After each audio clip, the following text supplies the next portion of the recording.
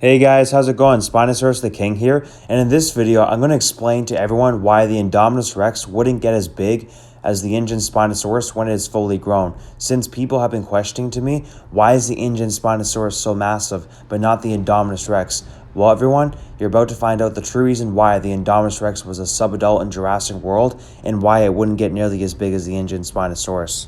Also, if you're new to my YouTube channel and you're enjoying my content on YouTube, make sure to hit the subscribe button and the notification bell so you're alerted for my next video on YouTube. Anyways, let's get started with this interesting video that I've been wanting to talk about for a while now.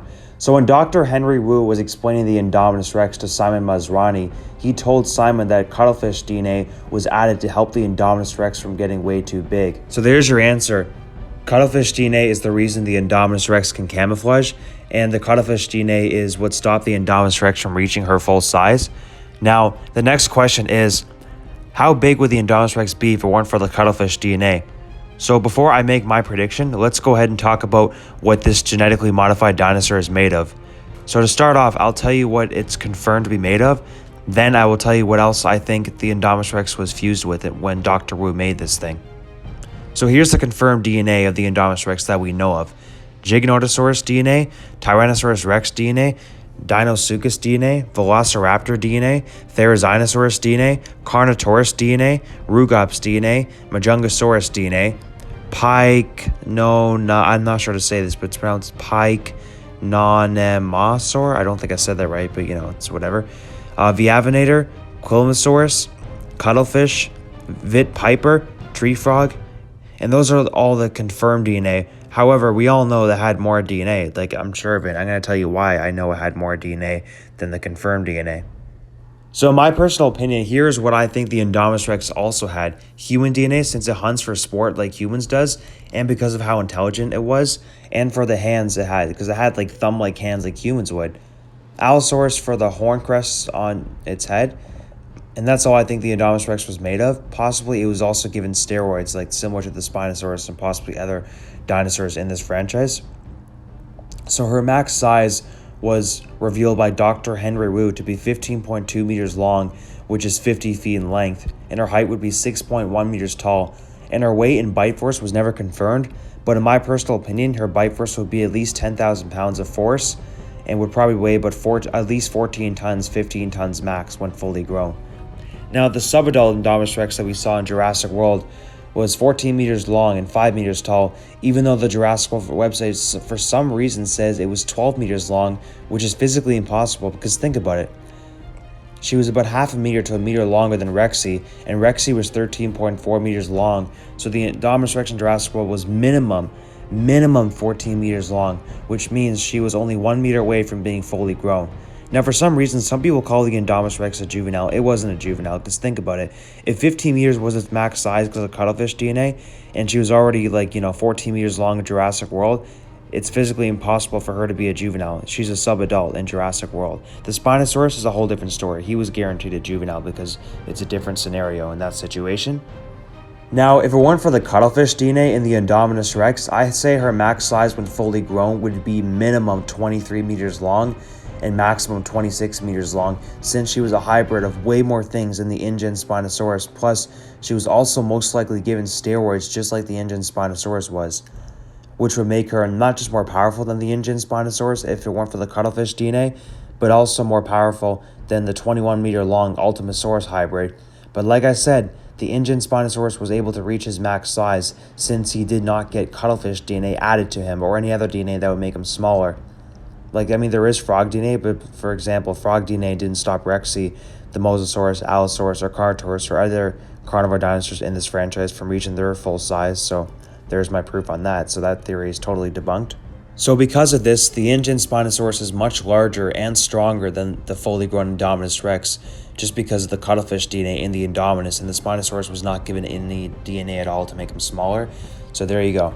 The Indominus-Rex's speed, as we all know, is very fast. It's 50 kilometers in 1 hour, and the name Indominus-Rex means fierce or untamable king.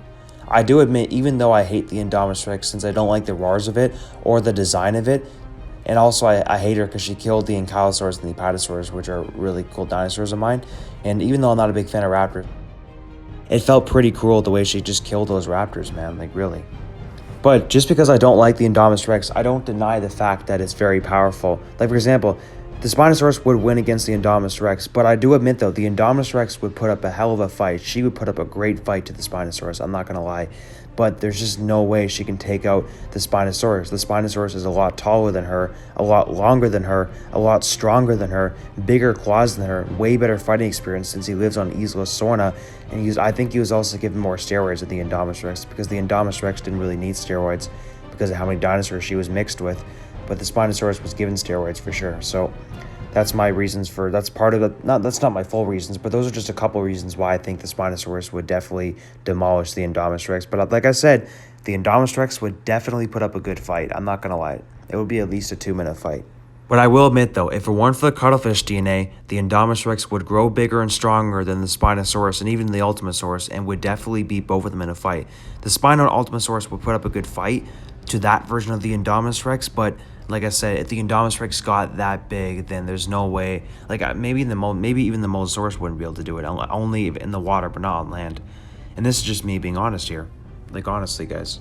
Anyways, I'm glad I made a video about this, because this just had to be said to people in the community, and people just need to understand why the Indominus-Rex doesn't get as big or as strong as the Ingen Spinosaurus does. But this is the 100% fact, since Dr. Henry Wu literally confirmed this in the first Jurassic World. I'm not sure how so many people missed that, but guys, he literally, I'll even put a video clip in this video, he confirmed the Indominus-Rex would not get insanely big. It'd only get a little bit bigger than the T-Rex because of the Cuttlefish DNA. People, we need to pay more attention to this. Whoever did not notice that, I recommend going back and at least watching that one scene in Jurassic World, and you'll literally hear Dr. Wu say this.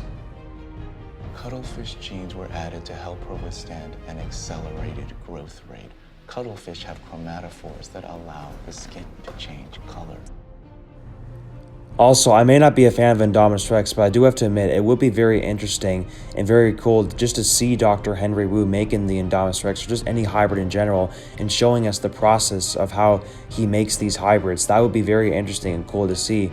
I mean, just making a dinosaur itself is insanely deadly, and it's also very hard to do, but Dr. Wu is capable of making dinosaur hybrids, which is very, very impressive.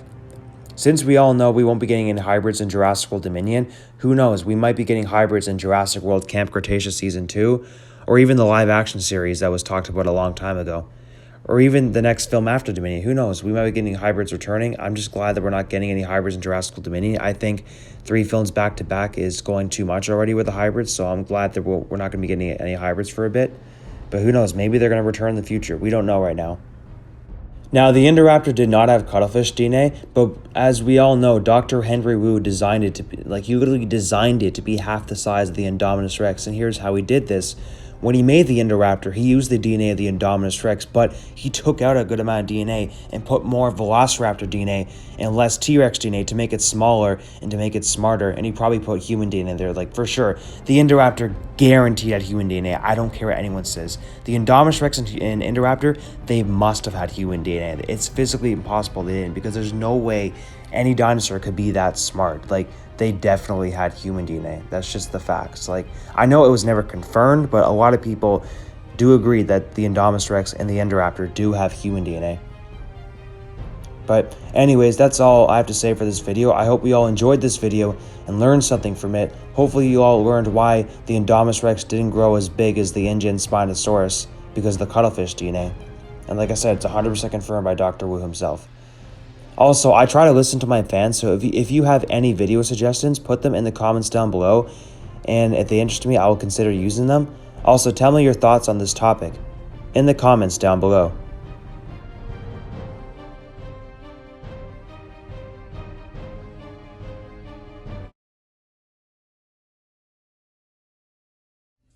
To end this video, I'd like to give a huge thanks to my YouTube team, Patrik, Cauan, my 2D and 3D animator, David Church, the best director I met on Instagram, BK Go Crazy, my very first hardcore Spinosaurus fan, Zane Schiller, my first friend in the Jurassic Park community on Instagram, Anthony Ellis, my drawer who draws epic background pictures that I use in some of my videos, Rafly Siregar, my comedian since he makes me laugh the most, and Animal World, my best dinosaur friend in real life. If you're interested in any Spinosaurus the King merchandise that I'm selling on my Patreon, the link will be in the description. I'm currently selling t-shirts based off the animations that me and Patrik make, which costs $40 to $50 per shirt. Sweaters are a bit more expensive, unfortunately. Coffee cups are about $32 per one. I'm also selling custom Photoshop pictures to use for whatever you need, some for which is $5 per one. If you're a fan of my discussion videos and wish to be on one discussion video a week of your choice for 35 minutes for the discussion video, that will cost $15 a month. It'll be basically like we talk about whatever you want. If you wish to support me to get better content from me, then contact me through my email or other social medias to talk about it. If you wish to have a 10-second cameo of getting eaten by a dinosaur of your choice in upcoming animations, that will cost $5 a month to appear in each upcoming animation. Receiving deleted scenes of previous animation films is $10 a month, which will give you a concept art and deleted scenes, about 2 a month. If you're enjoying the content on my YouTube channel, make sure to hit the subscribe button and turn on all notifications so you don't miss anything new. Leave a like and a friendly comment. If you have any friends and family who you think would enjoy my content, please share this video with them, and also my YouTube channel too.